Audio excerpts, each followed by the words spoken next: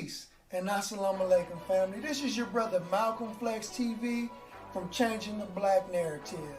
And if you would like to join on to the Nation of Islam and accept your own and be yourself, please send me an email at malcolmflex19@gmail.com. And if you would like a subscription to the Final Call newspaper, you can also go to finalcall.com, because the Final Call newspaper has been within the black community for years and has changed and saved a lot of lives. It has saved minds, for example. And if you would like to hear the latest lectures and webcasts by the Honorable Minister Louis Farrakhan and his students, the students of the Honorable Minister Louis Farrakhan, you can also go to NOI.org. So if you would like to accept your own and be yourself, I will do my best to direct you to your local mosque and nearest study group. This is your brother Malcolm Flex TV. Peace and assalamu alaikum. Peace and assalamu alaikum. Thank you all for tapping in. Thank you all for tuning in. This is your brother Malcolm Flex TV. And we are live with part 2 to But Didn't You Kill Malcolm? By our dear brother. The wonderful, fabulous book that was written by our dear brother Demetric Muhammad. And we are waiting for brother Demetric to come on for this part 2 in the discussion of his book, you know, which is a big phenomenon within the black community. Is a constant, ongoing discussion about this particular point in our history. You know, so I'm glad and I'm honored to be able to have this discussion, this part 2 discussion with our dear brother. We just waiting for our brother to jump on, and we will definitely go in. If you all were able to see part 1 a couple weeks ago, you know, if you can share some of your thoughts with me in the comments. What do you know? How did you like the last interview? I probably listened to it twice since then, and it was nothing short of a great conversation with our brother. All praises is due to Allah. And if you want to get your DNA t-shirts, your Dead Nation Arise t-shirts, this is one of them that was made by your brother. You can go to the website at www.deadnationarise. I'm going to spell it www.deadnationarise, www.deadnationarise.com, and you can definitely check out the gear that we got. You know, this is something that your brother made. I put together myself. All praises is due to Allah. We got a lot of merch on there, man. So go ahead and order y'all merch. Go to the website, order y'all merch, you know, and support black business. We just waiting for our brother to tune in. He asked me to stand by.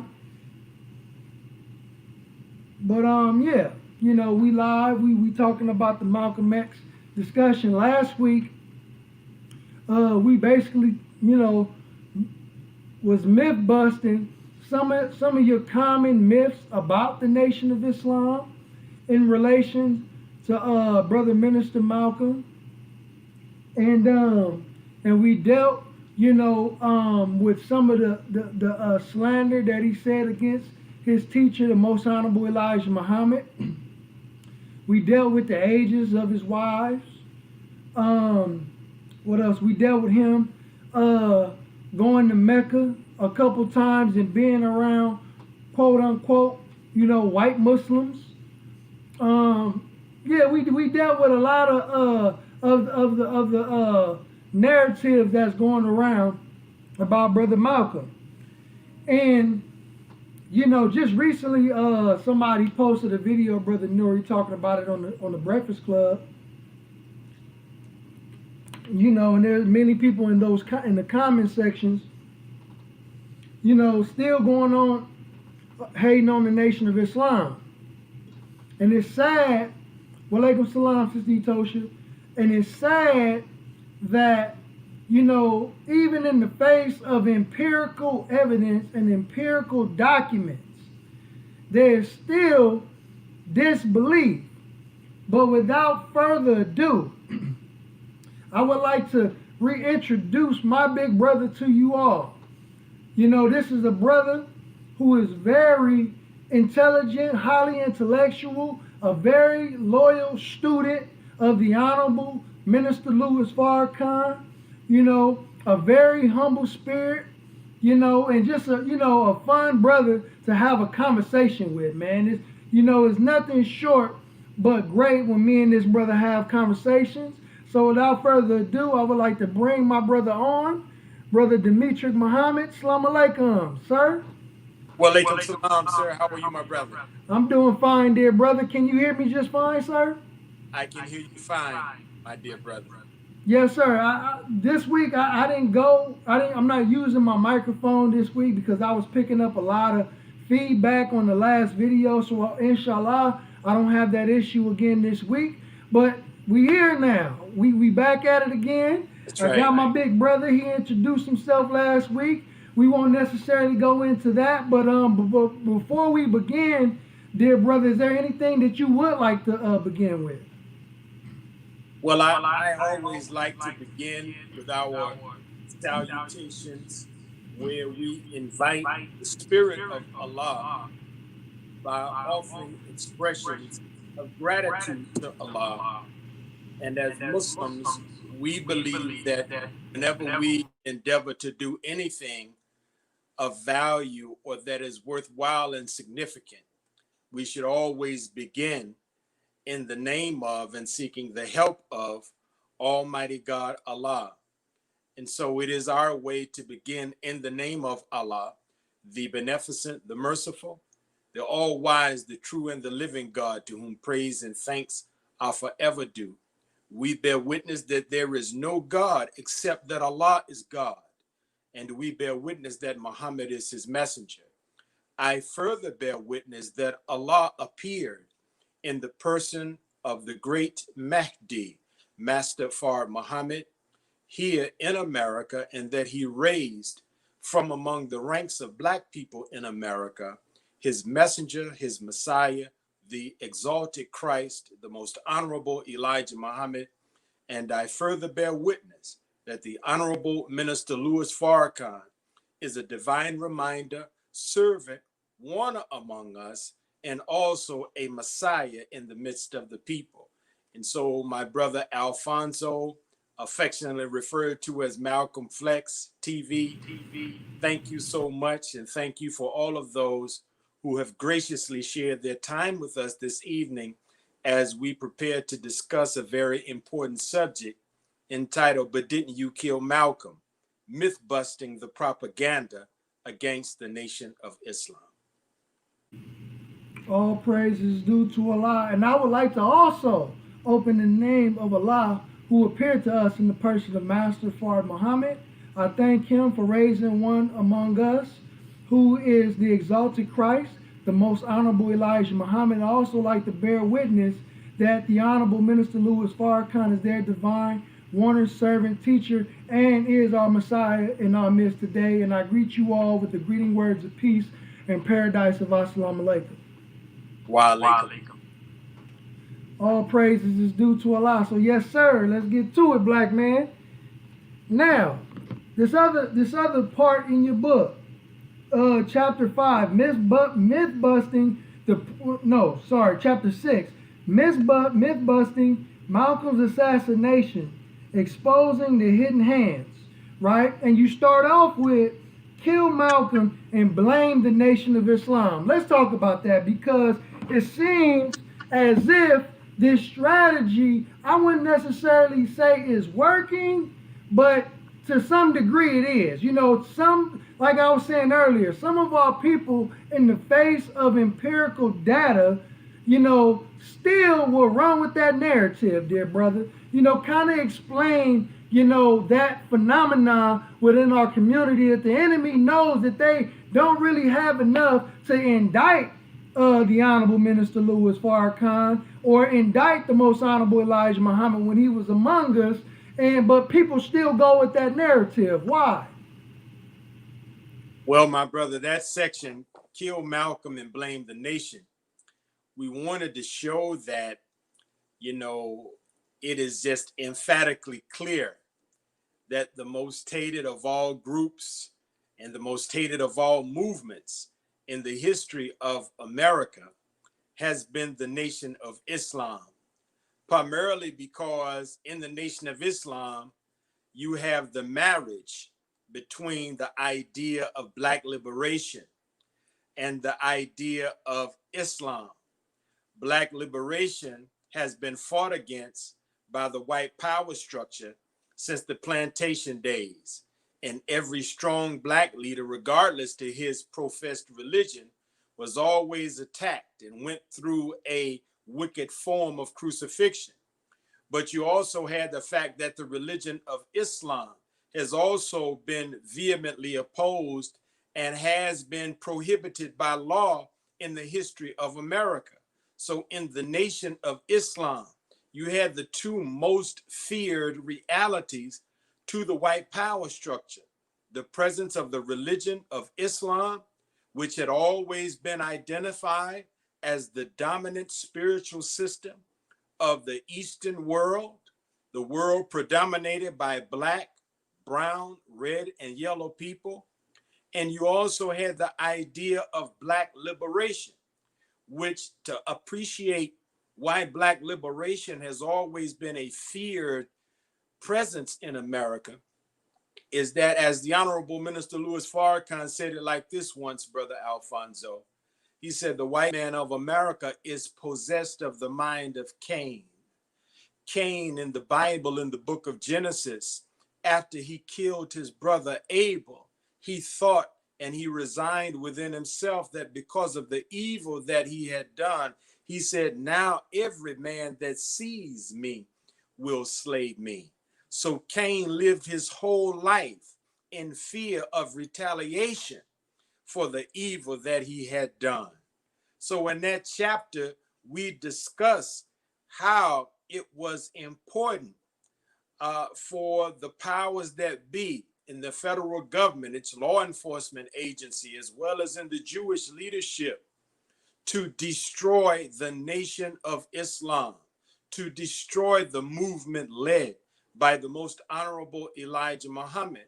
And we document how that when we understand this critical fact, we can then see the assassination of Minister Malcolm X as a casualty in the government's long-fought war against Black liberation, against Islam, and against especially the Nation of Islam. So they hoped through the assassination of Brother Malcolm to kill two birds with one stone. Beautiful. And, you know, and it reminds me of something that I've heard you say before, and I heard Brother Ilya Rashad also mention, is that when you're at war, and it's important for the enemy to try to separate and kill one of your top generals from you, because if they know they can't get directly to you, they have to try to get the man that's close to you, or at least one of the men that's close to you. And it reminds me of just recently with Iran, when America and Donald Trump had Iran's general Qasem Soleimani assassinated in Iraq, on Iraqi soil. You know, and it's important and indicative for our people to understand that Malcolm wasn't the actual objective that they were trying to get, because the actual objective was the Most Honorable Elijah Muhammad, and if they can get the messenger, then they can topple the nation. You know what I mean? So you know what you're saying reminds me of that. And like you said, they trying to use this kill two birds with one stone, right? But when did, because we're going to go into it a little bit deeper, but I just want to kind of go around. I want to peel out the onion a little bit from layer to layer, because we're going to go into it a little bit deeper.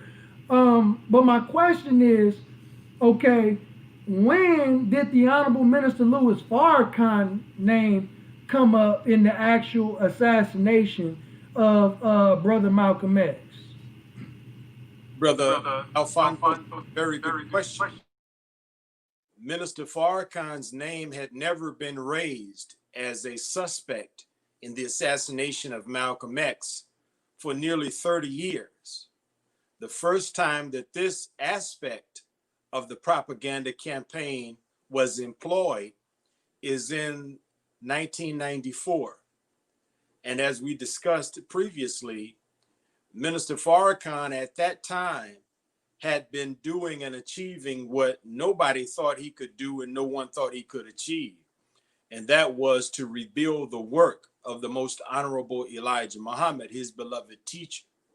And so from 1977 through 1994, we saw the gradual increase of popularity of the Nation of Islam, its belief system, its ideas had begun to permeate youth culture. You can look at the trajectory of the rebuilding of the Nation of Islam, and it coincides with the rise of the popularity of hip hop culture. And in the early days, many of your rappers, many of our favorite rappers, because I came into the nation in 1990 as a teenager, and all of my favorite rappers at that time, in their lyrics, they were making references either directly to Minister Farrakhan or indirectly to aspects of the teachings of the Nation of Islam. So those in the white power structure, they feared the rise of the rebuilt Nation of Islam. And so they really had to come together and devise a plot and to execute strategies to see if they could thwart Minister Farrakhan and the rebuilding effort. So Gabe Pressman and Jack Newfield of the New York Post, they were the ones that during this period of time had an interview with Malcolm's widow, Dr. Betty Shabazz. And in that interview, they played a portion of a lecture, a very small portion of a lecture that the minister had done, where the minister, in the passion of his message, he was reacting and pushing back against the insistence by those in the mainstream media that the Nation of Islam had killed Malcolm X. And so at a certain point, the minister said, you know, you keep saying that we did this. We've told you that we didn't. Well, it's almost like in your accusation is couched a veiled or implied threat. Because when you charge someone with murder, that's a capital offense that carries with it capital punishment in the courts of law. And so the minister basically said, so what if we did do it? What are you going to do about it? What power do all of you who are accusing the nation of this horrendous crime have to do or have to wield against us if we did it? And then the minister... Brother Demetric. Brother Demetric, can you hear me? Can you hear me? I can hear you. Can you hear me? Okay, yes. Yeah, stop right there, because you just brought up a good point. I want you to stay there, but because I want to ask you a question. Now, when people take the minister's clips, right, they have a video on YouTube where it's a 2-minute video where the minister says that exact words. And I'm seeing brothers and sisters, black people, who would take that clip and say, yeah, this is where Minister Farrakhan admitted to the assassination or playing a role in the assassination of Brother Malcolm, but they never cite the parts before that and after that. So can you kind of touch on that just a little bit? Yes. Matter of fact, we were on another program and brother had played a portion of that clip. And I said, well, brother, don't stop it right there, because that's where, our adversaries always stop it. But continue and allow the minister to give context and explanation to what he's saying. And when you continue to listen to that clip, the minister makes it clear, we did not do anything to harm Brother Malcolm.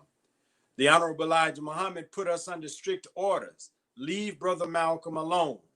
And in fact, in our book, I document where, number one, the Honorable Elijah Muhammad published in the Muhammad Speaks newspaper that he did not consider Brother Malcolm to be a hypocrite when he suspended Malcolm in December of 1963. We also document where the Honorable Elijah Muhammad said that I had hoped that Malcolm would come back humble to the nation, similar to the prodigal son. So the Honorable Minister Louis Farrakhan gave a beautiful statement regarding this episode in history. However, when the minister speaks, as you know, Brother Alfonso, the minister is what we would call an inspired lecturer, a man who receives revelation from God, delivers it to the people, that is supported with facts and evidence. So when he speaks, normally it's 2, 3, maybe 4 hours, especially during those days. So he's not a man that you can represent accurately with a sound bite. And when his enemies listen to his lectures, as the Quran says, there are those who listen, but they are listening for the sake of a lie.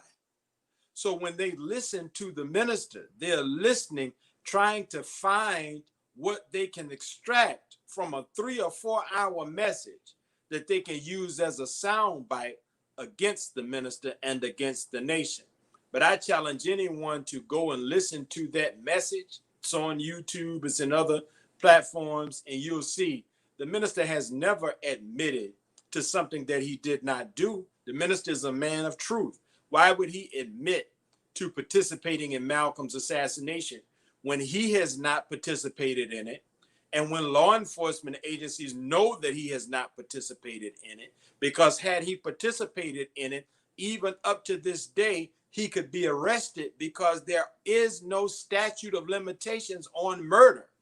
And that's just like an obvious fact that all of those who want to blame Minister Farrakhan for assassinating Malcolm X should understand. The minister is a man that is hated by the most powerful groups in America and the world.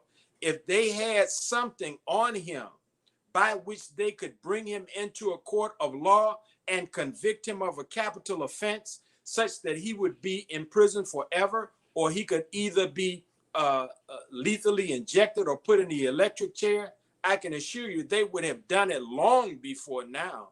But this is what they call being tried in the court of public opinion, because they know they cannot try you in the court of law. So they go about the work of slandering you, scandalizing your name, and seeking to ruin your reputation.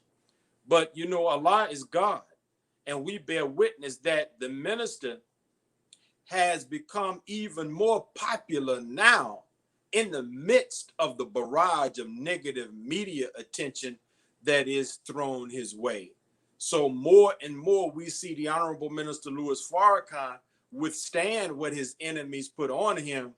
And those of us like myself, yourself, and others, we are now lifting our voices, our modest voices, to help the minister and to defend him in the court of public opinion, such that our people who so desperately need the minister's message won't be negatively biased against him, and then they won't take the medicine that Minister Farrakhan's ministry provides. Now let's talk about his sit down with one of Malcolm's daughters, and a constantly recycled clip that people love to share is, when they said he admitted to killing Brother Malcolm towards Malcolm's daughter, right? And the minister said in the clip that he did admit to help create the atmosphere for a possible assassination. But what does that mean? Because just as in your book, you cite sources of Muhammad Ali, had some bad things to say about Brother Malcolm. So why do they single out the minister? Well, maybe we already understand that. But what does that mean, though? They point out the minister and they just totally forget about Muhammad Ali and all the other ministers that wrote an article on Malcolm? Well, Brother Alfonso, at that time, we were in a war of words. The Nation of Islam versus Malcolm X. And our platform, since we were not going to be given a platform in any other news organs, we used our own platform, which was the Muhammad Speaks newspaper. And we were not the aggressors. We were reacting to the slander that Malcolm had begun to spew against his teacher and benefactor, the most honorable Elijah Muhammad. And so Minister Farrakhan wrote articles. That's all the minister did. But Minister Farrakhan wrote articles. And Eastern Orthodox Muslim Abdul Basit Naim, he wrote more articles than Minister Farrakhan. Malcolm's blood brother, Minister Filbert, who was over 4 cities in the state of Michigan, he wrote articles. Yusuf Shah, Jeremiah Shabazz wrote articles. And there were others. Why? Not because they were envious or jealous or trying to keep Malcolm from speaking some truth that, you often hear that, the nation was trying to silence Malcolm from speaking the truth. And I would say nothing could be further from the truth. You have to understand, as we point out in the book, in Islam, as well as in Christianity, in true Christianity, there's a duty upon every believing man or woman to be a defender of the faith whenever the faith is under assault. And so these were men who were defending the faith and who were defending the man who brought faith to us, the most honorable Elijah Muhammad. That's our duty.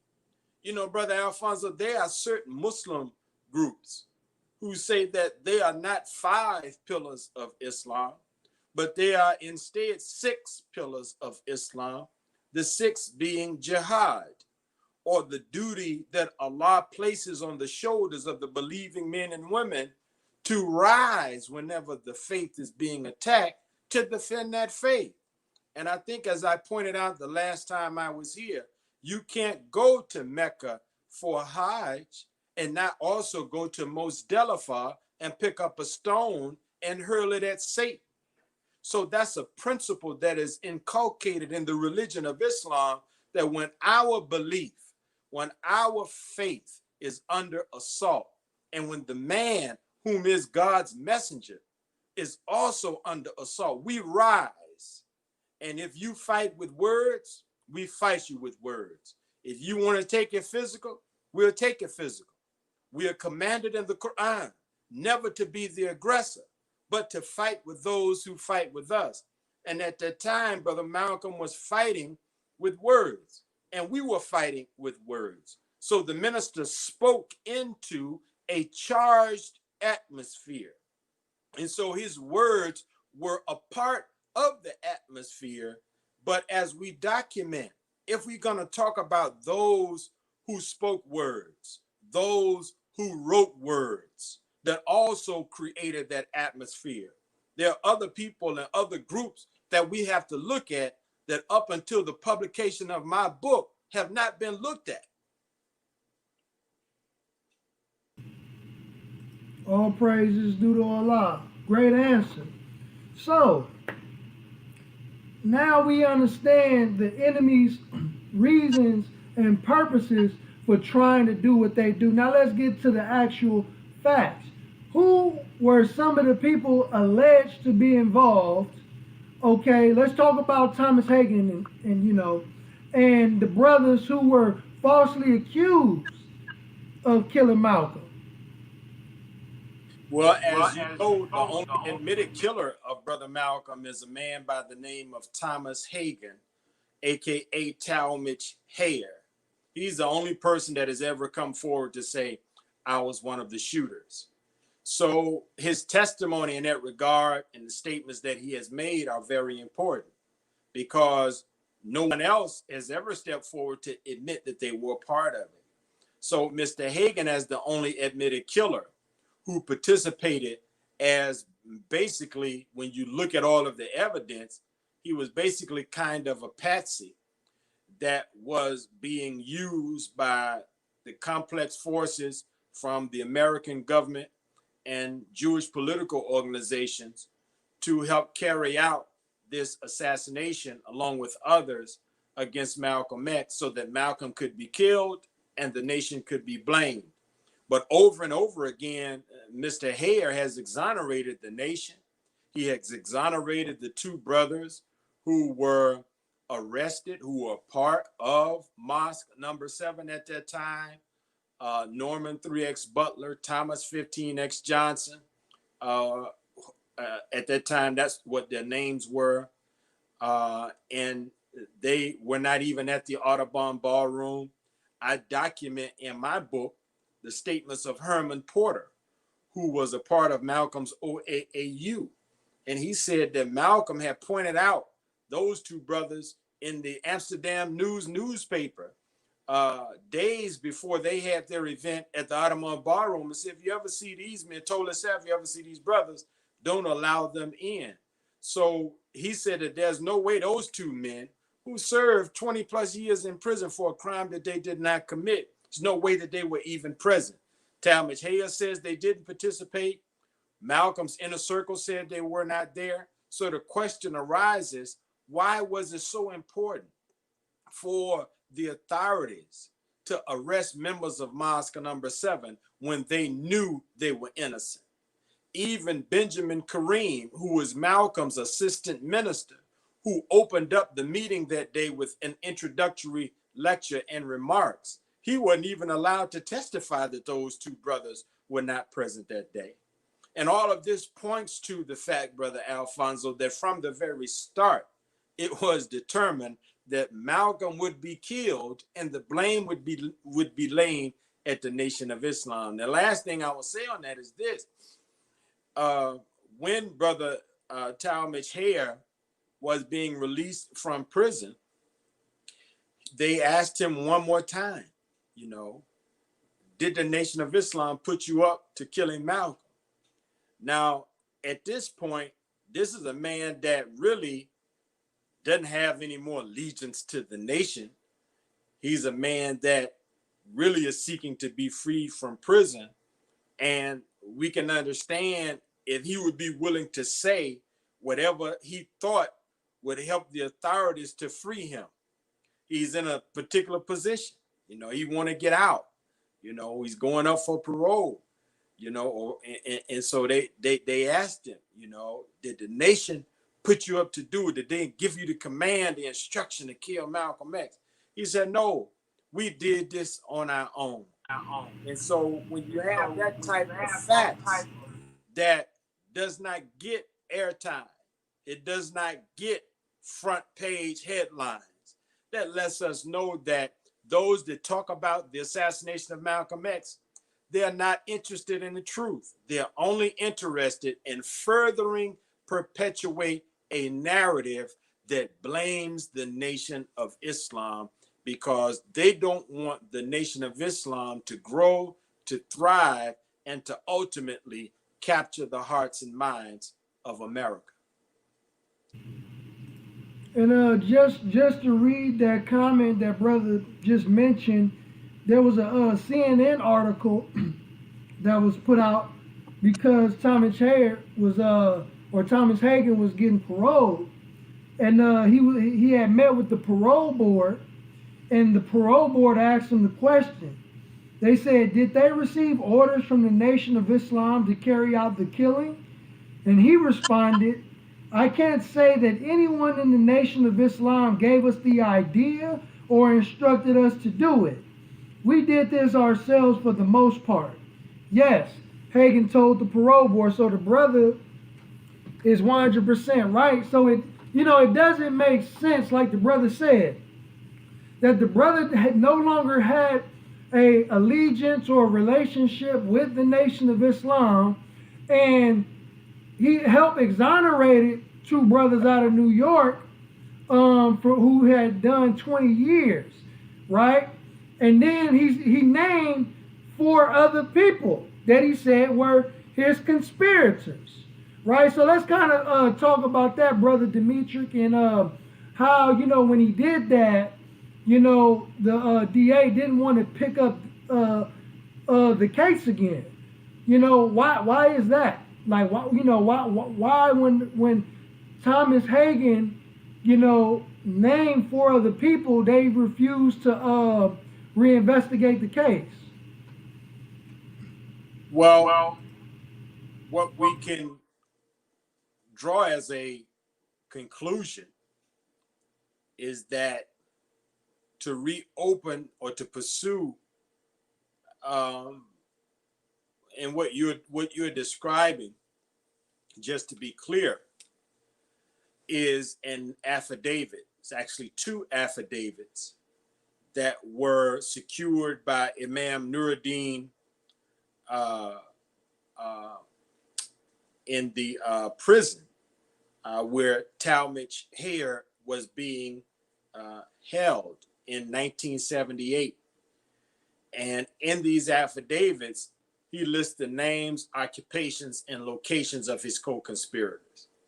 And so Malcolm X researchers for decades at this point have been incredulous as to there was never any follow-up by the authorities to go and interrogate these men and possibly arrest and imprison these men.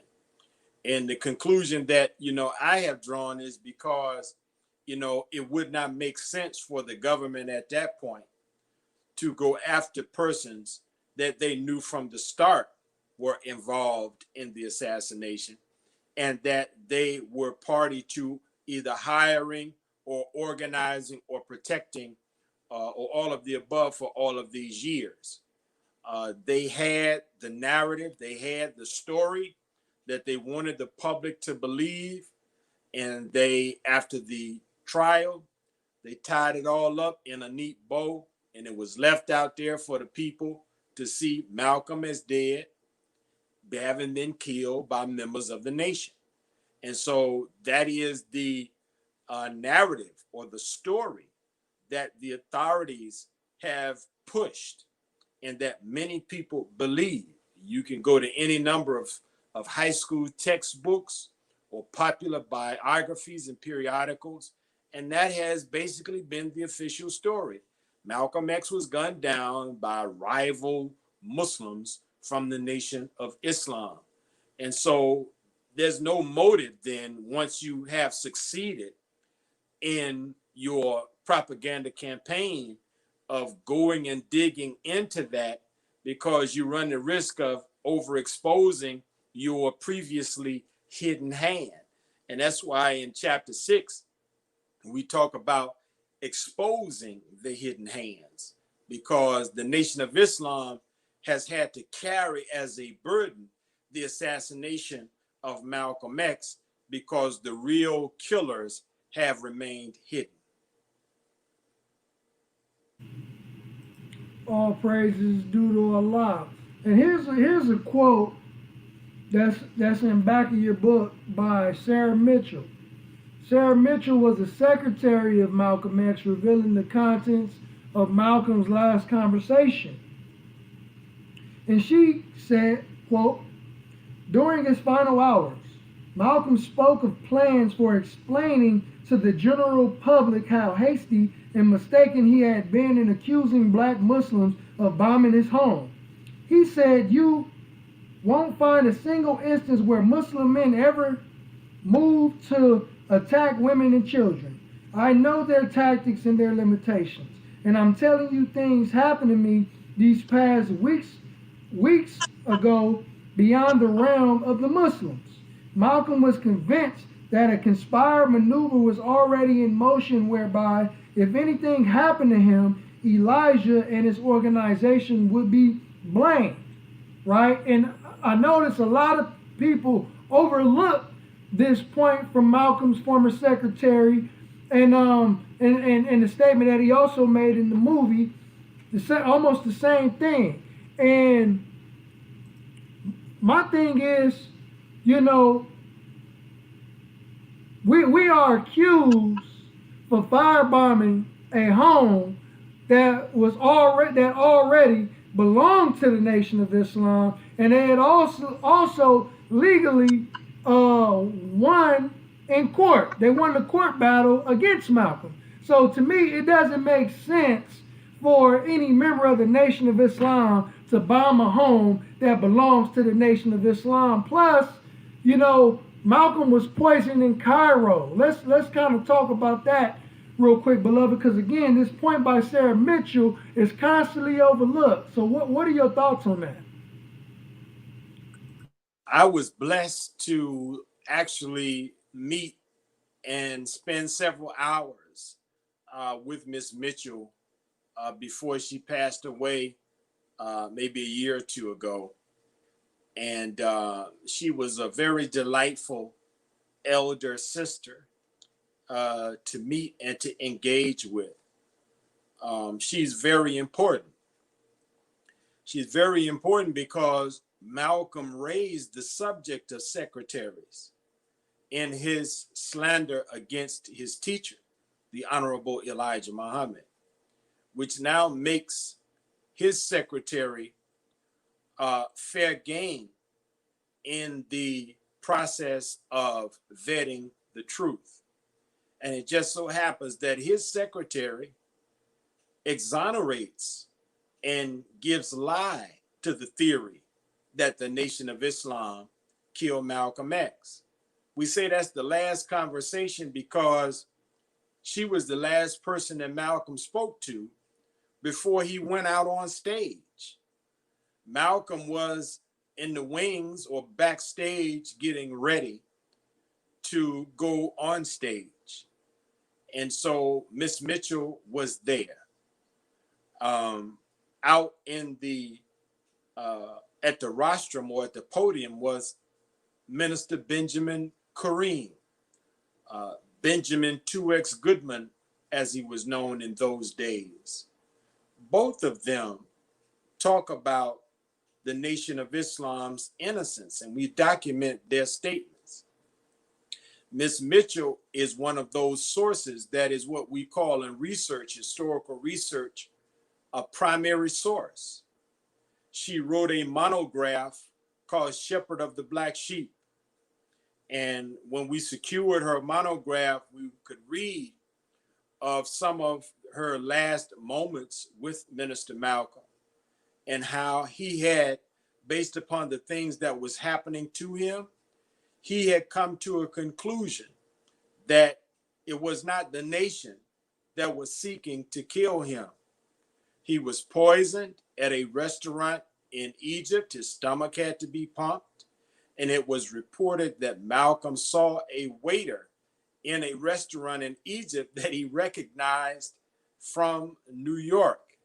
And the authorities could never find this man after Malcolm had identified him. He also claimed that he had been being followed or tracked during his travels in Africa by a mysterious Jewish man that he confronted and questioned him about his Jewish identity. But he never revealed which organization that he worked for. Malcolm also knew that it was not the Nation of Islam that was responsible for banning him from being able to speak in France. Again, Malcolm knew the tactics that some Muslim elements might use to defend themselves against an aggressor. And Malcolm said that, you know, I trained the Muslims how to fight and defend the Honorable Elijah Muhammad. And their tactics don't involve harming women and children. So Malcolm was beginning to add up the things that was happening to him. And this was a part of why men like Abdullah Razak, who was formerly James, the secretary, who was Malcolm's, he was the male counterpart, if you will, to Miss Mitchell. He was overseeing Muslim Mosque Incorporated. Malcolm had two organizations, Muslim Mosque Incorporated and Organization of Afro-American Unity.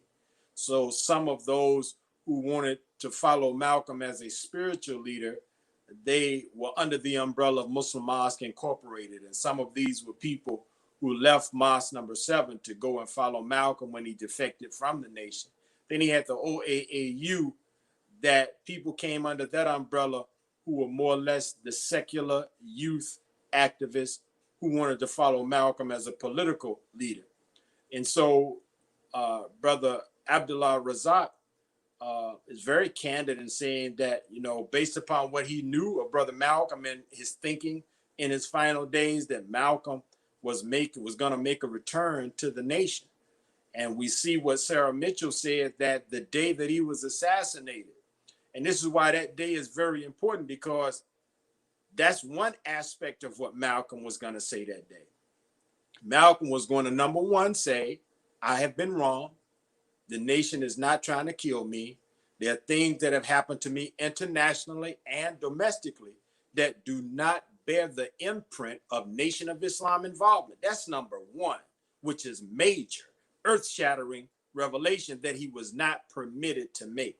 Number two, he had announced a week prior that he was going to introduce a plan for Black people to take over control of Harlem.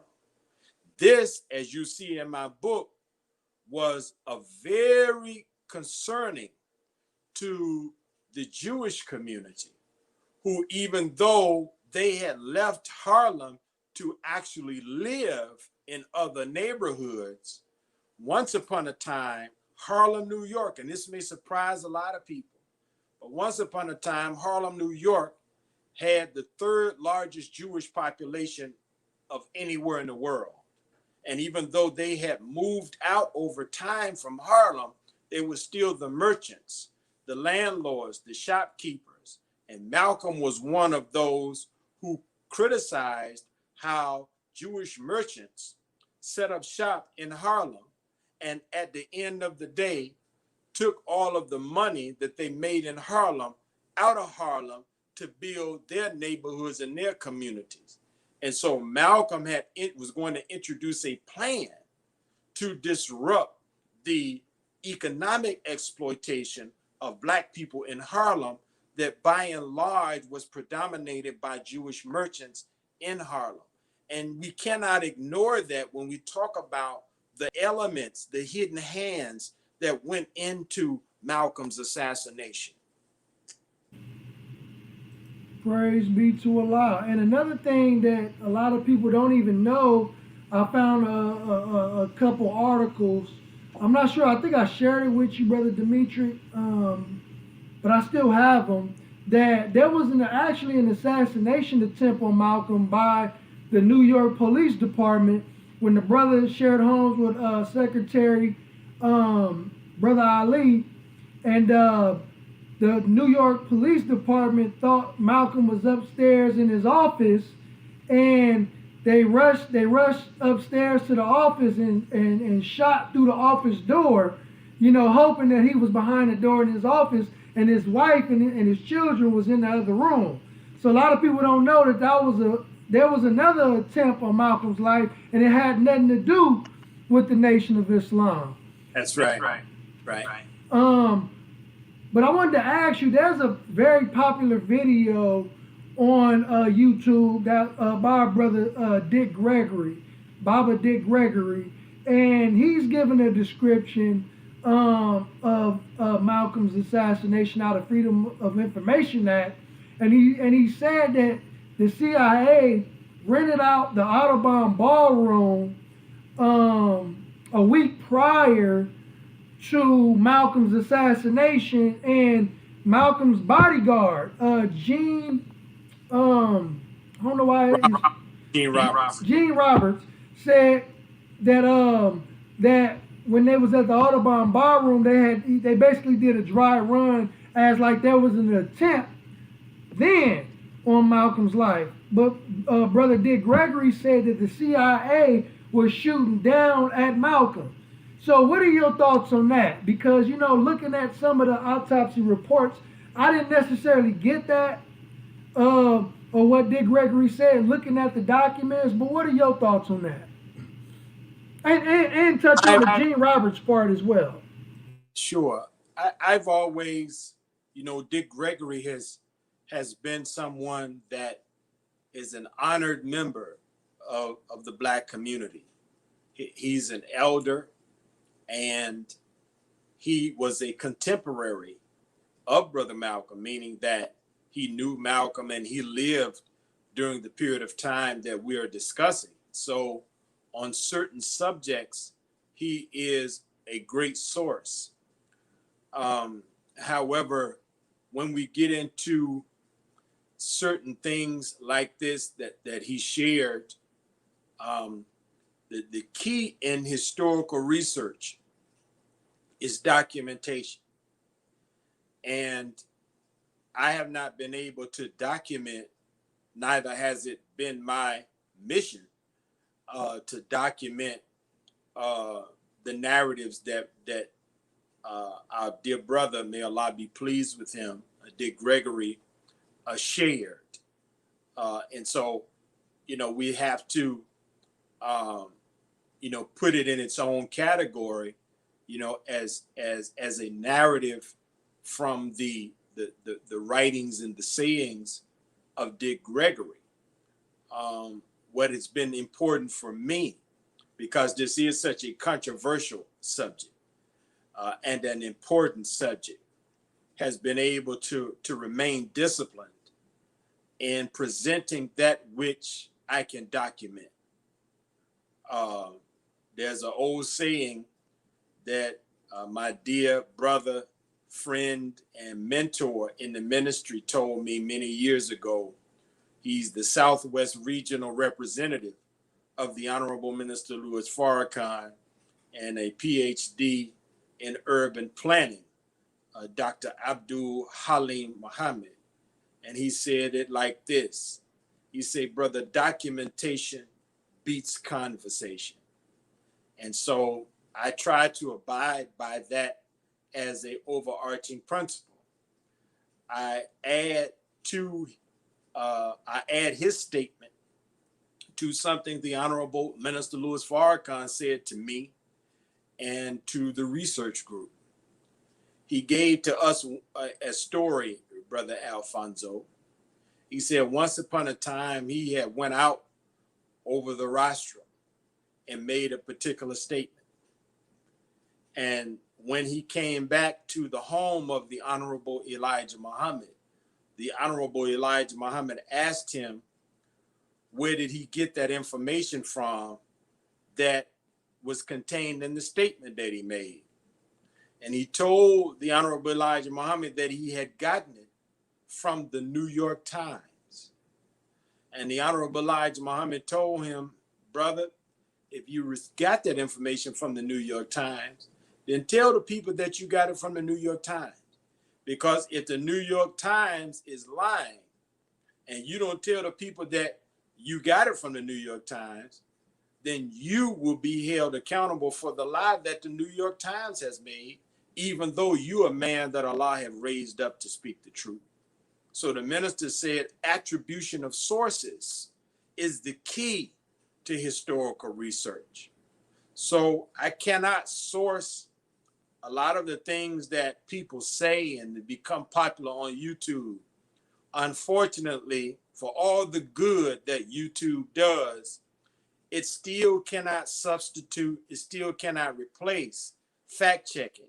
It still cannot substitute and replace going into libraries, opening books, reading, talking to people, traveling, doing the work of historical research. So I can't speak in any affirmative way about the things that I've heard, and people always send me the little video clips of things that Gregory has said. And there's nothing I can really do with that, because these are things that he said, and many of them are things that he's the only person has said, and they are not things that we've been able to document. But our book, which is 352 pages with over 400 sources that we document, is ample to defend the nation, the Honorable Elijah Muhammad, Minister Farrakhan, and most importantly, because I want this to be very well established, this is a book that is designed to be a part of a healing of the wound in Black America that Malcolm's assassination caused. This is not a book that is to aggravate any segment in our community such that our much needed unity might be interfered with or impeded. On the contrary, I'm a student of Minister Farrakhan, and Minister Farrakhan has given his life to help Black people see the value in unity. Things like pooling our resources, group economics, coming together across religious lines, coming together across the lines that colorism has artificially erected. The minister has given his life for unity. So I'm not going to come as his student and interrupt his work by penning a tome that would be used to further divide us. So I want that to be clear. This is not about trying to disparage Malcolm X. It's not about trying to disparage those who even don't like the Nation of Islam. It's about presenting the truth.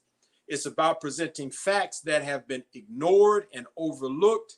And it's about creating a narrative that allows us to simultaneously, meaning at the same time, love and appreciate Malcolm X, love and appreciate the Honorable Elijah Muhammad, love and appreciate the Honorable Minister Louis Farrakhan and the Nation of Islam. All praises due to Allah. And just to give a disclaimer, the only reason why I brought the Dick Gregory aspect of it up, because that's something that's widely, whenever there's a Malcolm X conversation, and I know that there are brothers and sisters who mean well as far as, in defense of the Nation of Islam, they raise that point up. Right. But I raised the point because I haven't seen that anywhere in any, like, as far as empirical evidence go, that cites that's an actual fact. So that's why I personally wanted to know your thoughts on it, because that's just something that I couldn't put two and two together. And just as we stated a couple weeks ago, one thing that I love that you once said to me, personally, and we share with the brothers and sisters, is that it's okay to love Malcolm X and love the Honorable Elijah Muhammad. It's okay to love the Honorable Elijah Muhammad, the Honorable Minister Louis Farrakhan, and love Malcolm X at the same time.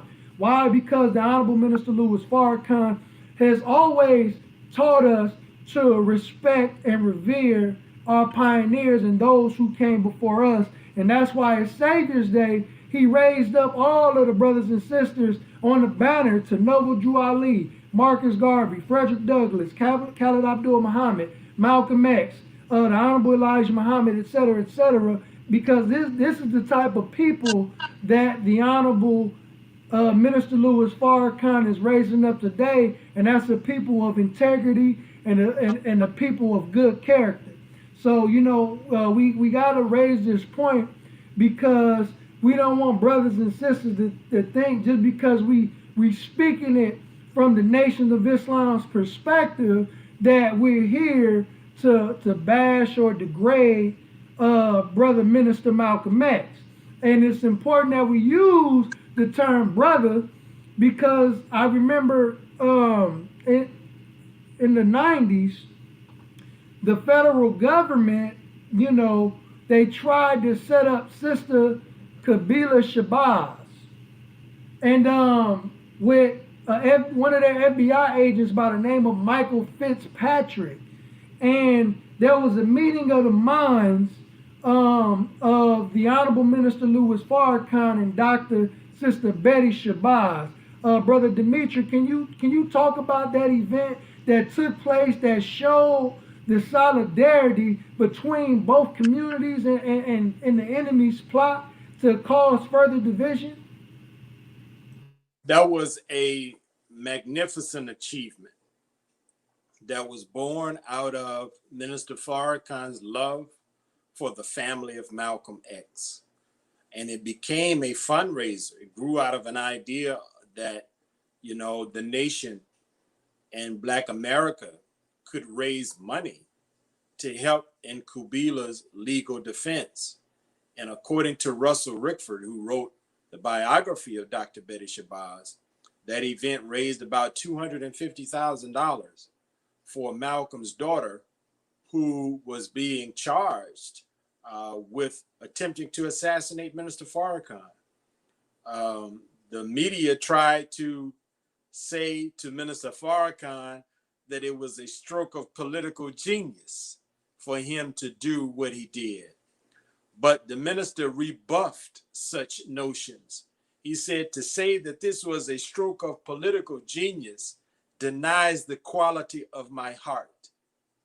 See, the minister is a man who, at his core and his root, is a person of great and deep and profound love. The root of Farrakhan is love. And so he said that I don't believe that Kubila sincerely was attempting to take my life. And so I'm going to help her, even though she's being charged with attempting to kill me. Now that's, you know, a man that it really has a deep love, because the average person would not feel that kind of way towards someone who had been arrested for attempting to kill them. So we see here in this episode, not political sagacity, but we see the deep wellspring of love for the family of Malcolm X. Minister Farrakhan knew many of Malcolm's children when they were babies, you could say before they knew themselves.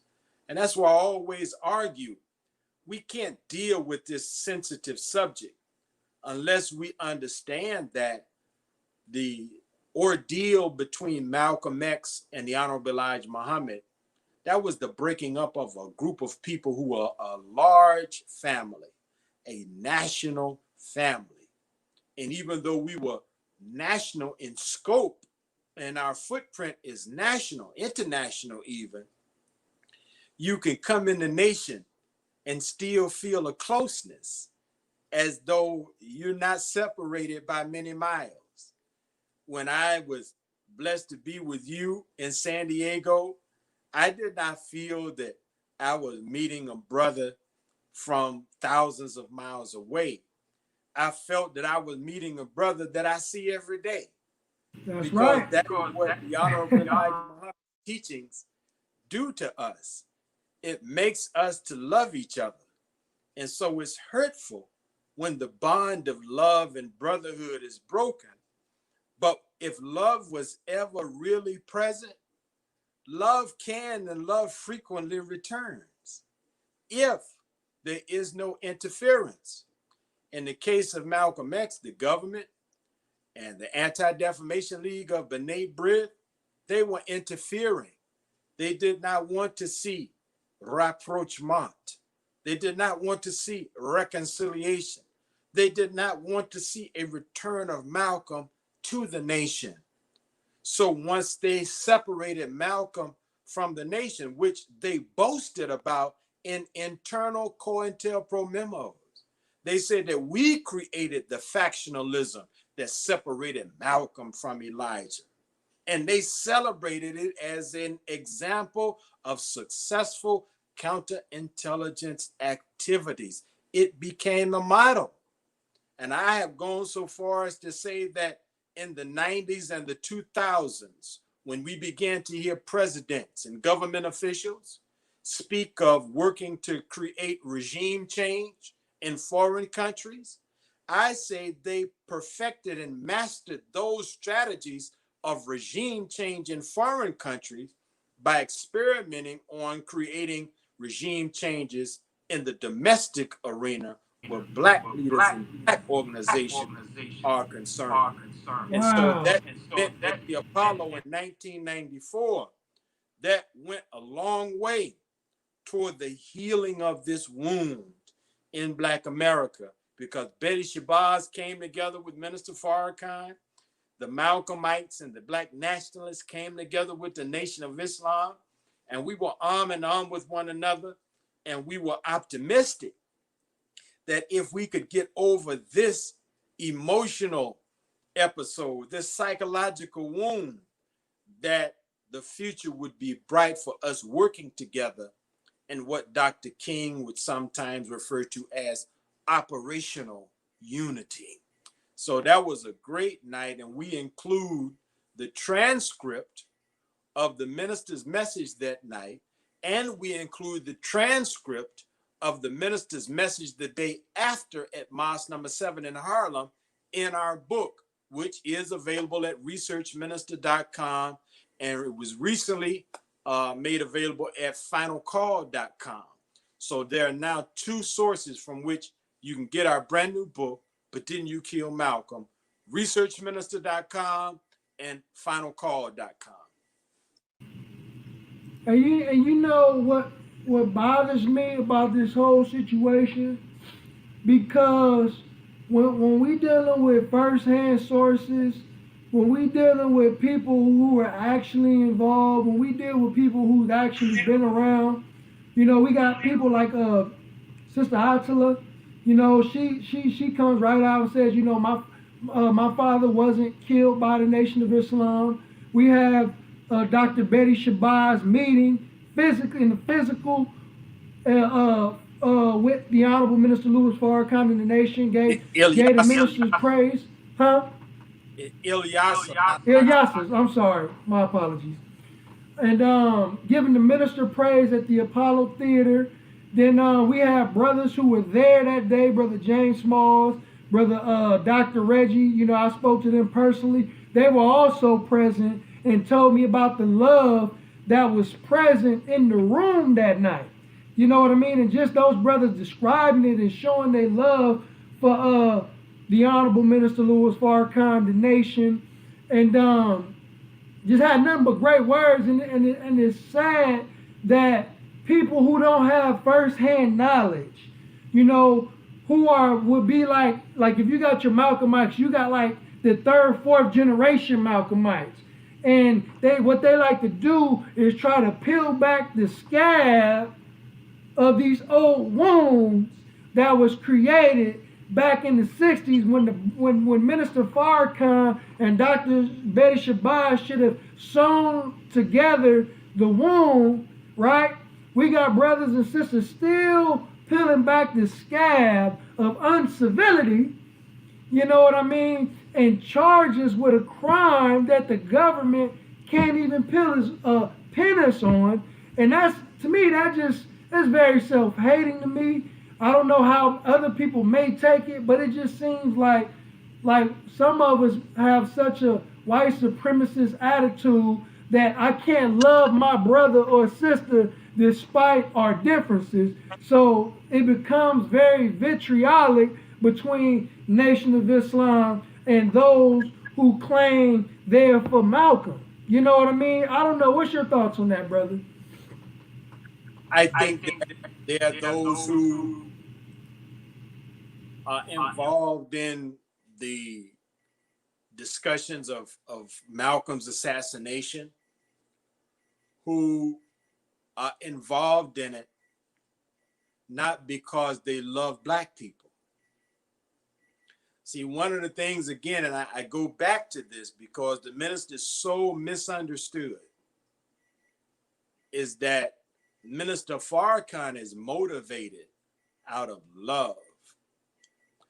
And he has taught us that our work on behalf of our people, our work in the ministry of Islam, our work as activists in the streets, our work as those who want to teach and lead our people will be short-lived if we are not motivated to do what we do because we love the people and love God. So, Brother Alfonso, the reality of it is we just encounter a lot of people who aren't motivated by love. See, when you're motivated by love, I heard the minister say it like this. He said, when love is present, how did he say it? He said, when love is thick, faults are thin. When love is thin, faults are thick. Ooh, come on, brother. Come on. When we love each other, we understand we're not perfect. When we love each other, I'm able to see past my brother or my sister's faults because I love them. I'm not looking for a reason to throw my brother away. I'm not looking for a reason to throw my sister away. And he also taught us this, Brother Alfonso.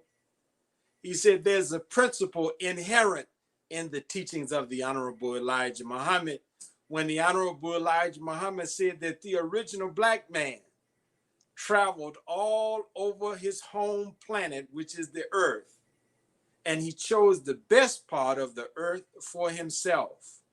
He did not care about the poor part of the planet Earth, but he chose the best part and kept and preserved the best part for himself.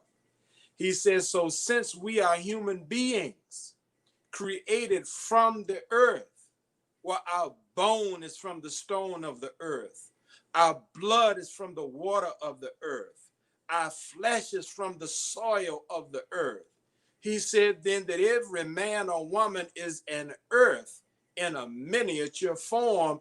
And if the earth has a best part and a poor part, he said each one of us has a best part and we have a poor part, but the righteous don't care about the poor part.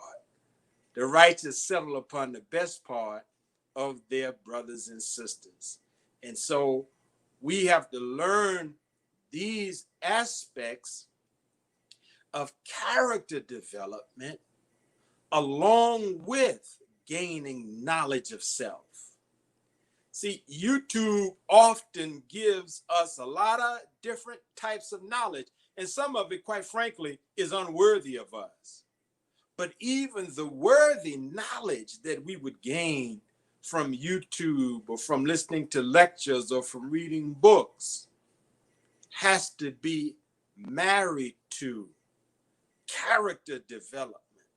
Otherwise, the knowledge that we gain can sometimes become the means of our own undoing, because the minister says character is the seed upon which all of our knowledge floats.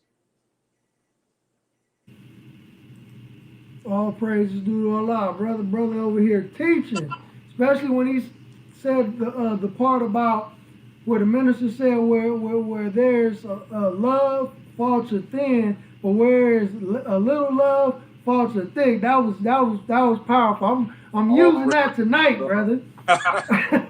All praises due to Allah. That's going on Facebook.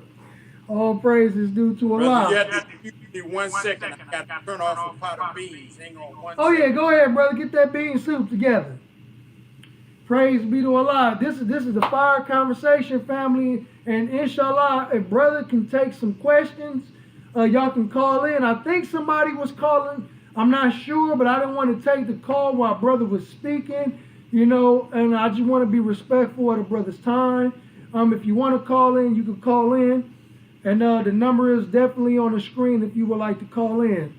And also, a lot of people don't ever even mention that, they falsely accused the minister of doing something so heinous, but there's a lecture of the minister giving a lecture at Malcolm X University. So I don't know if any of y'all seen the minister's lecture at Malcolm X University. If you haven't, it's very good. But I think somebody's calling in. Sure.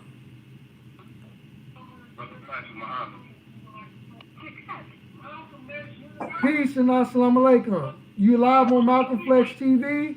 Can you do us a favor, beloved, and turn down the background, please?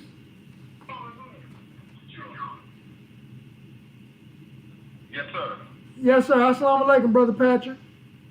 Walaikum salam, Brother Alfonso. I'm happy to see you and Brother Demetric, bro. I'm so honored that you answered my phone call, brother.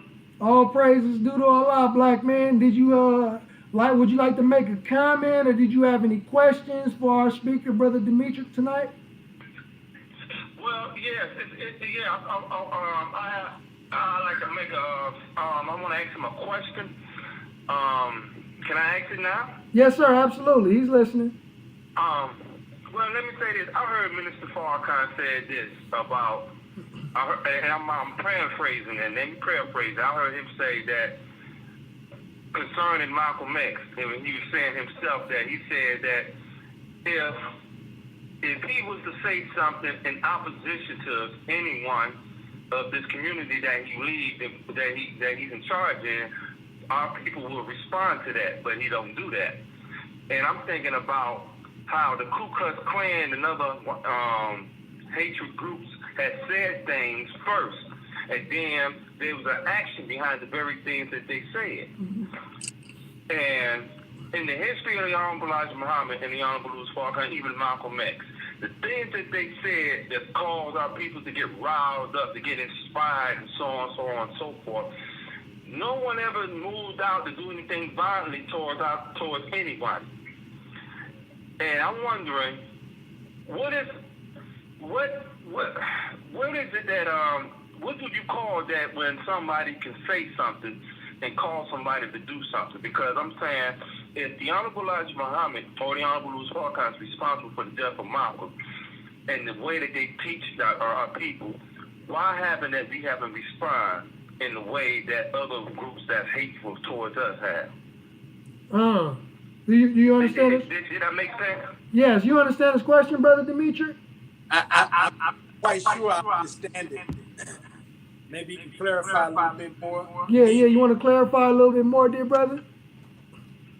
In other words, if we was responsible for Malcolm X death based on what Malcolm X said about the Honorable Elijah Muhammad, and the so-called result was that we responded to Malcolm X based on the hateful things or things that he said about the Honorable Elijah Muhammad, which they said in the result of his death. I'm saying, if that was the case, of all the things that's been said after Malcolm X from the roster of the Nation of Islam, why we haven't responded in like manner? Right. All these years, even on the Honorable Louis Farrakhan. I'm saying, if we had a history of killing people who dislike us and disagree with us, then what's stopping us now from doing it? That's a great question. We're gonna let the brother go in, but thank you for your question, caller, Brother Patrick. Assalamu alaikum. Thank you for receiving me, sir. Yes, sir. Yeah, brother Patrick made a great point. And it's actually a point that we make in the book, but we make it like this. We show that the Honorable Elijah Muhammad had already had a history dealing with members of the community who would leave or who would become defectors and critics. Matter of fact, his ministry after the departure of Master Fard Muhammad, his ministry began in that kind of context, where there were those who were in the early temple who did not agree that the Honorable Elijah Muhammad should have been left in charge. And so they opposed him. One of them was his own brother, Kalat.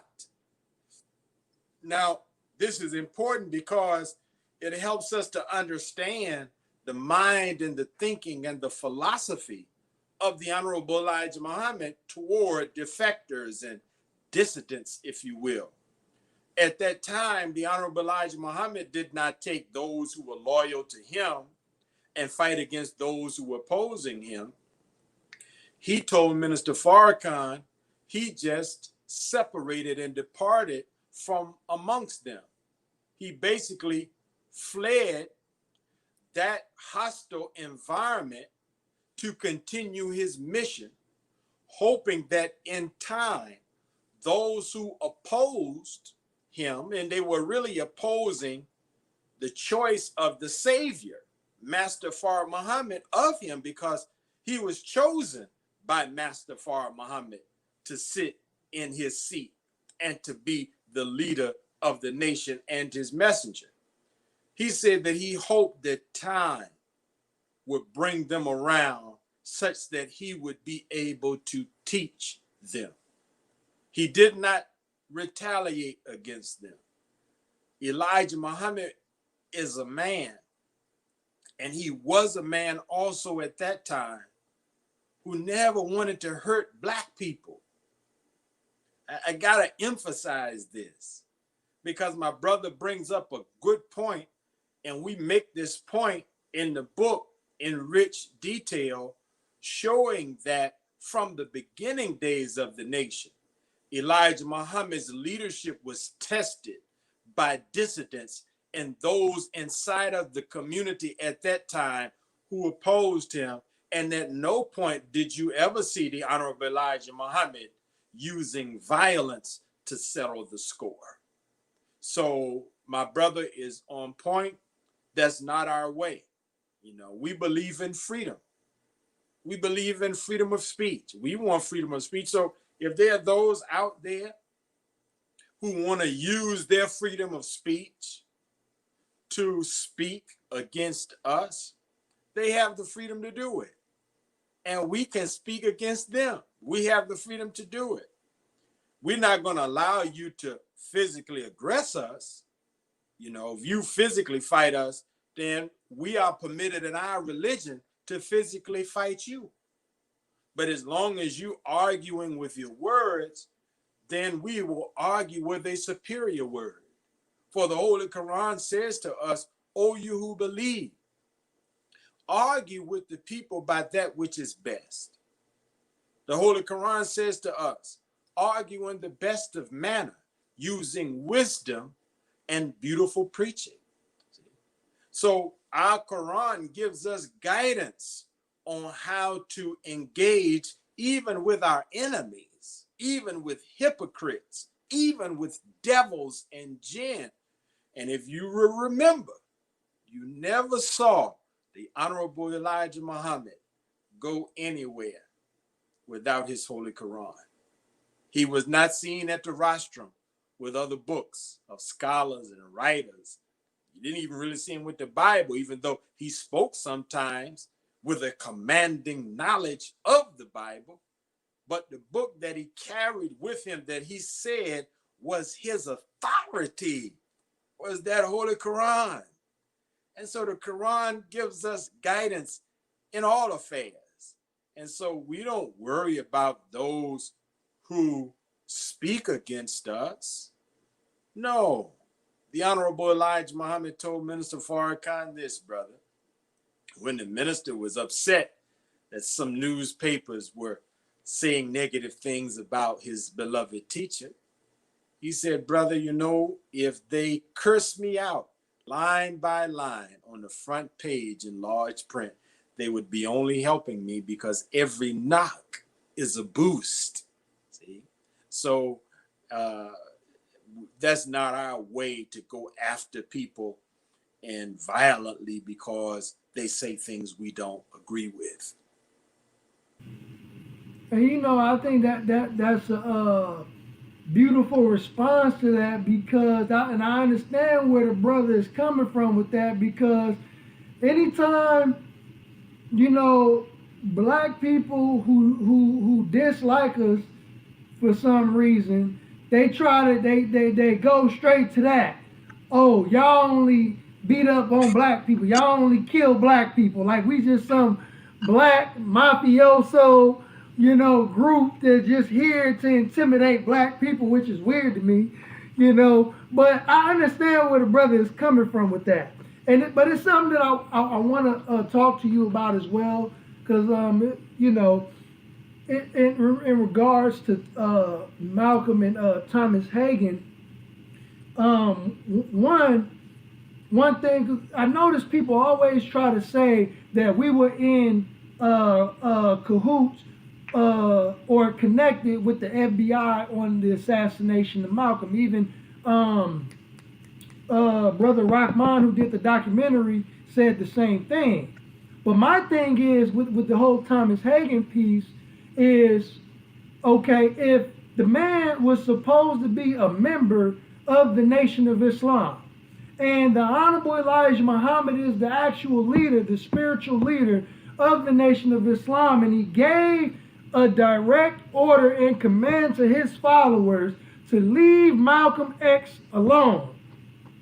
So if Thomas Hagen and others who were involved did contrary to what the messenger commanded us to do, or is the Nation of Islam liable or responsible for anything that they do outside of the orders that they were given? No. Pause to reflect for a moment that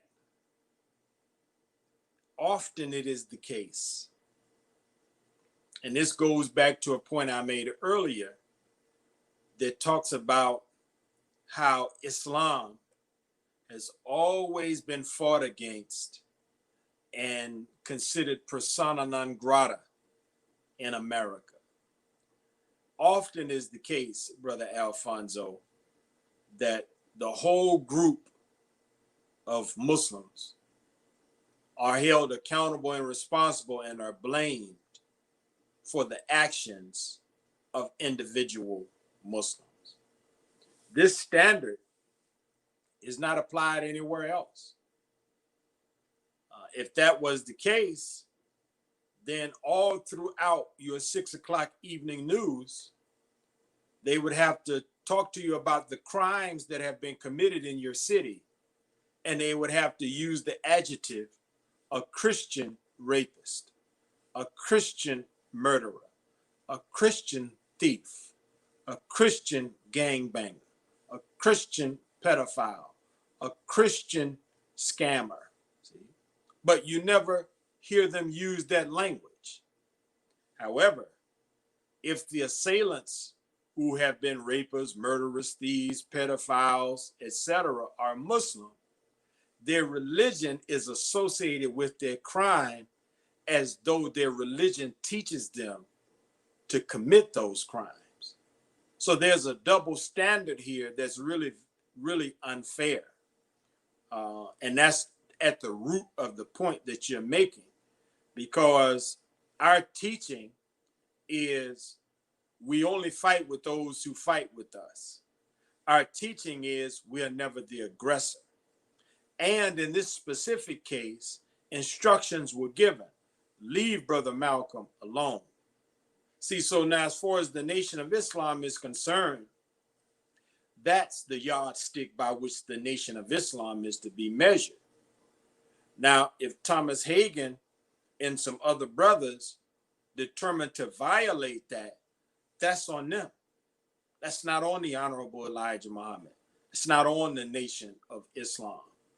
And again, I have to go back to the Quran, which, is so beautiful because, it vindicates us.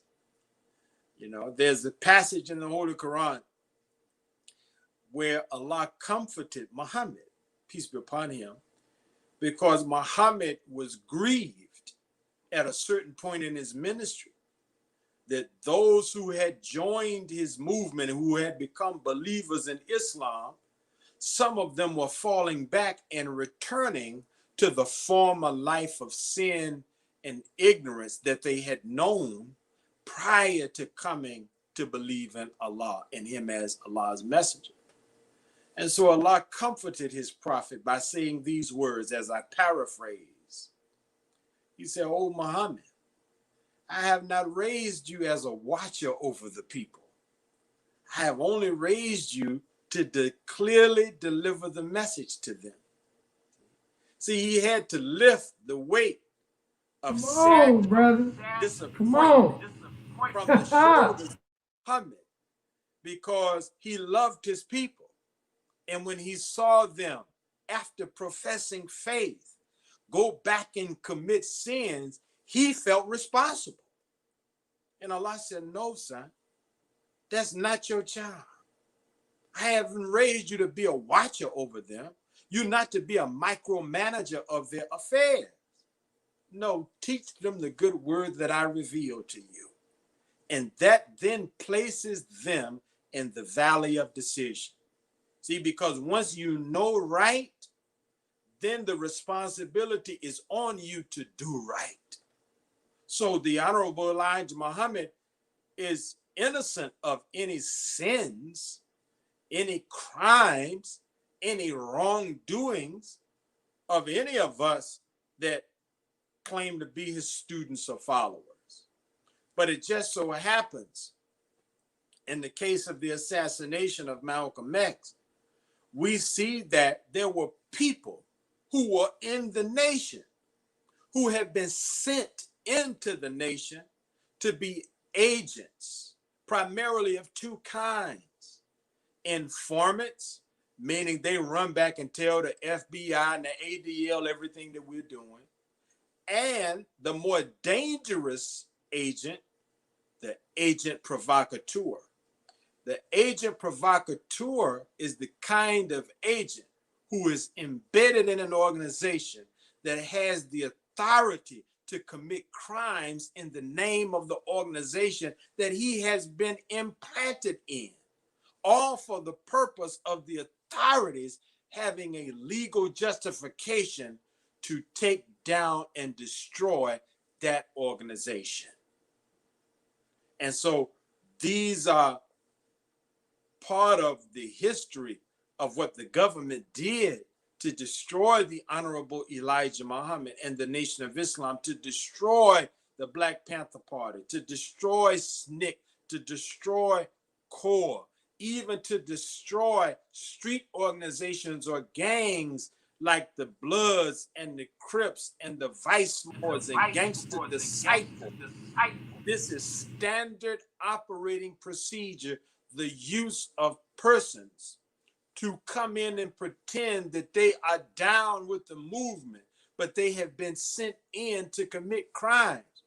Well, since we were talking about YouTube and you mentioned Gene Roberts, go and watch some of the YouTube interviews with this man by the name of Darther Perry. And Darther Perry talks about how he was even told to have sex with women to be able to get secrets of organizations that he was working to destroy on behalf of the FBI. He was told to set fires to an Actors Guild studio in Watts.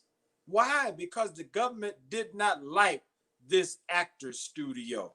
And so they had this brother to set it on fire and to do other criminal acts.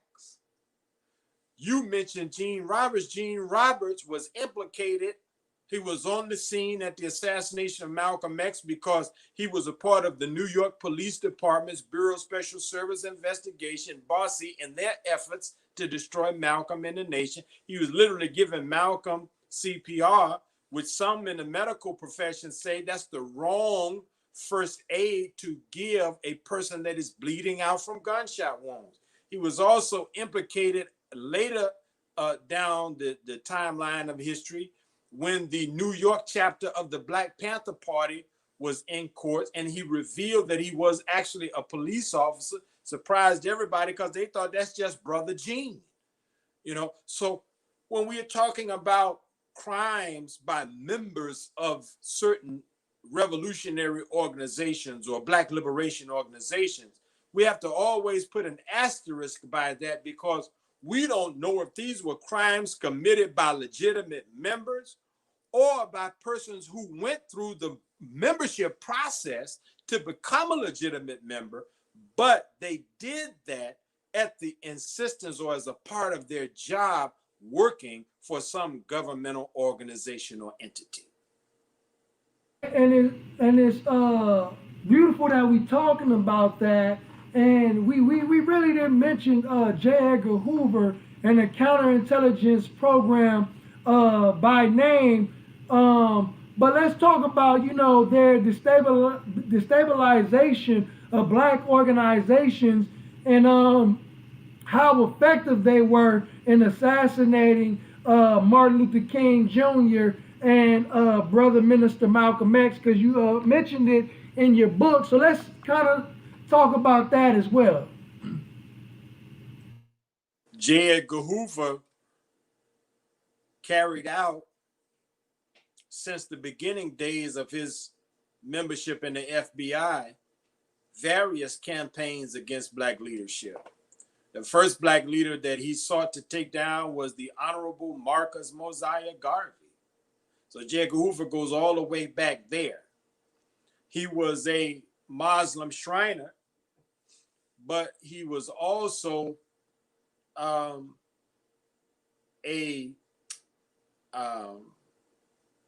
ally of Jewish political organizations, namely the Anti-Defamation League of B'nai B'rith. And so I didn't know that. In the book, we talk about how at a certain point, Hoover gave instructions to all of the FBI field officers to establish a liaison and a working relationship with the local office of the Anti-Defamation League. And that's major, because the Anti-Defamation League was feeding information to major news publications and periodicals around the country that was disparaging the Nation of Islam and disparaging Malcolm X. And here they were behind the scenes collaborating with the FBI. So they are part of the hidden hands that we exposed really for the first time in our work, because they have remained in the shadows, but they have worked to destroy anti-Semites, or those that they have labeled to be anti-Semites. So there was one character called Milton Ellerin, who was like a go-between between the FBI, the ADL, the American Jewish Committee. And he wrote a lot of disparaging information about the Nation of Islam, Malcolm X, labeling us as anti-Semitic. And so as Hoover maintained this spy organization that we know of, FBI, the ADL also had a spy apparatus that spied on Dr. King, spied on Malcolm X, and was really working to thwart the movement for black liberation from the beginning. And so when you talk about the assassination of Malcolm X in the hidden hands, you got to talk about Hoover, you got to talk about Milton Ellerin, you got to talk about the FBI, the ADL, and all of these different actors who helped to collaborate to assassinate Minister Malcolm. But the blame has been on the nation. But that counterintelligence program, loosely called Cointelpro, nobody knew anything about it until 1972. Now, to be clear, Cointelpro, you often see dates for its inception around 1967, 1966, 1967. So Cointelpro is important, but there's a Cointelpro trap that you can get into if you're not careful. Because if you only point to Cointelpro, then you're locked into the period of time when Cointelpro began. But the nation, and again, black liberation movements, were being opposed by the federal government and being sabotaged by Jewish groups long before Cointelpro became an official stratagem or for official policy. That's right. FBI. And again, it did not become public until maybe 1972, when Senator Frank Church held the church committee hearings, and that's when the American public learned for the first time what the Hoover was doing in their name to not only destroy black groups, but even to destroy and to sabotage the efforts of the anti-Vietnam, anti-war protesters, many of whom were youths on college campuses throughout America. So Hoover had a vested interest in maintaining the status quo in America, and anything he saw that threatened the status quo in America, he came after it. And he especially came after those black groups that we know and love. Yep, yes, sir. And in one of the documents, he said he wanted to prevent the rise of a messiah coming out of these groups, and he named and outlined certain black leaders of black organizations that they intended to target. There's something that I did want the brothers and sisters to hear before we got out of here tonight, because I don't want you burning your bean soup. You got to secure the bean soup with your life, brother. When we had a conversation one time, and you had told me that most of us don't see Allah's hand in Malcolm's assassination. I remember this vividly. You know, can you kind of share some insight with the brothers and sisters on what you told me that day?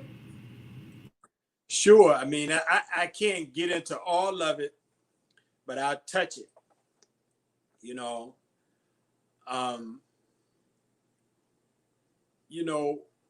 at the heart of the controversy surrounding Malcolm's assassination is certainly the messengership of the most honorable Elijah Muhammad. Now, for us, we believe that Elijah Muhammad is more than just a social reformer. Even though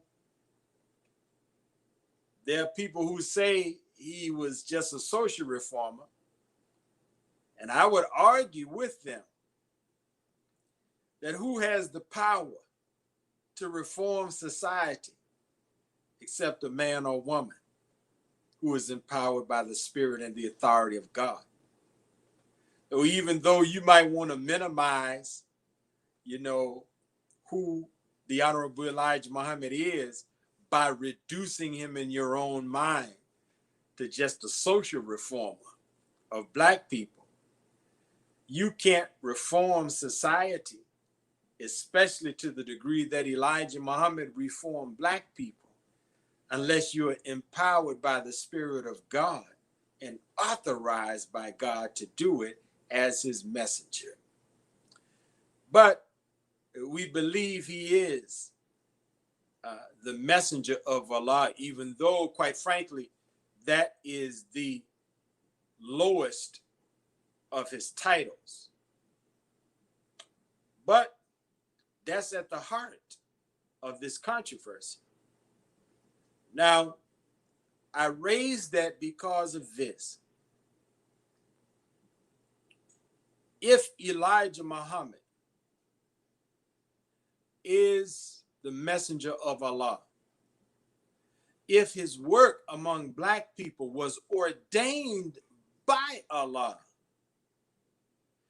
then we have to look at him differently. See, most people who talk about the assassination of Malcolm X and disparage Elijah Muhammad, they make no room in their analysis for the fact that Elijah Muhammad is who he claims to be, a man raised from among black people in America to do a divine work among black people in America and the world. They don't make room in their analysis, Brother Alfonso, for even considering that that's true. And because they don't, always and will always arrive at the wrong conclusion. See, the Bible and the Holy Quran, they say that yes, it is the duty of the believing men and women to defend the faith and to defend the messengers of God. And that duty is so important that God himself saw fit to demonstrate that he was willing to defend his servants. So in the book, I talk about a couple of episodes in the life of prophets and messengers of God, where Allah, God, defends his prophets and messengers. I only mention one now. The other one you had to get the book to read about. But I'll just say, Prophet Muhammad, peace be upon him, the 68th surah of the Holy Quran is entitled The Pen. And this book in the English translation begins with ayats where Allah says, by the pen and that which they write, Muhammad, thou art not mad. Surely thou hast sublime morals, and thine is a reward never to be cut off. Now, this is a fascinating series of events because it is God defending Muhammad against the slanderous writings of the adversaries of Muhammad. It is not a companion of the prophet. It's not a student of the prophet. It's not any of the Ansar who were helpers of the prophets. It's Allah himself. Now, I talk about in the book another very, very explosive episode where Allah moved to defend his prophet and messenger. And all of this is context to help us understand that the messengers of Allah God are special, they are sacred, and that their ultimate protection and defense is Allah God. And so when we look at how our brother had been turned by our enemy, he had been turned against the messenger of Allah. He had been turned against the man that had been his benefactor, the man that taught him what he knew. In this updated edition, Brother Alfonso, I include a picture of some of Malcolm's notes that he used when he went to do the lecture, The Ballad or the Bullet. And in the notes, he noted, still credit Mr. Muhammad for teaching me everything I know. This is after he left the nation. But he was turned. He didn't want to become an adversary of his teacher. He didn't want to utter slander against the messenger of Allah. But he got discombobulated and twisted and turned. And what happened to Brother Malcolm could happen to anyone when the most powerful government on earth determines that they want to turn you. If you and I are not nestled deep into the bosom of Allah God, any of us could be turned. So we pray hard that what our brother, the fate that our brother suffered, is never our fate. We want to learn from the mistakes that he made. We want to learn from what happened to him. Because I can love Brother Malcolm. Because Malcolm X, oh, that's the man from 1952 through 1963, some 11 to 12 years. The greatest helper that the Honorable Elijah Muhammad had in those days. The Malcolm X from March of 1964 to February of 1965, that was a man that was in turmoil, a man that was in transition, a man that was confused, a man that was trying to find his way, a man that our enemies did not allow to return home. But the Malcolm X that is Malcolm X, oh, there's only one Malcolm X. The minister of Temple Number 7 in New York, the national spokesman for the Honorable Elijah Muhammad. His public career, the lion's share of his public career, is as a student, representative, and believer in the most Honorable Elijah Muhammad. We don't know what he would have gone into had he lived another 10 or 12 years. From my research of this subject, I believe he was going to return to the nation and that he would have been stronger in the nation.